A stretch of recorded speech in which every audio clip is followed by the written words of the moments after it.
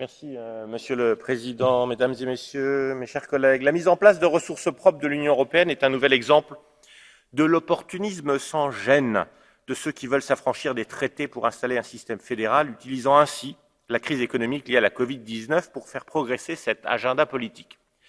Je me féliciterai néanmoins de l'aspect protectionniste d'un certain nombre de ces mesures. Si ces outils sont indispensables pour notre protection collective, en effet, spécifiquement la taxe carbone ou encore celle sur les GAFAM, et notre groupe les a votés, leur produit doit impérativement être reversé aux États membres.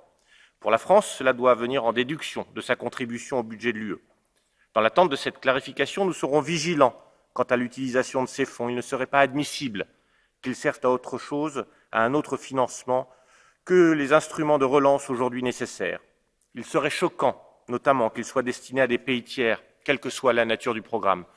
Ne nous y trompons pas, derrière ces manœuvres, il y a bel et bien un projet politique devant permettre à l'Union européenne d'effacer les États membres, les priorités désincarnées, techniques et loin des réalités de la technocratie bruxelloise, supplantant, dans l'esprit de la Commission, les intérêts nationaux.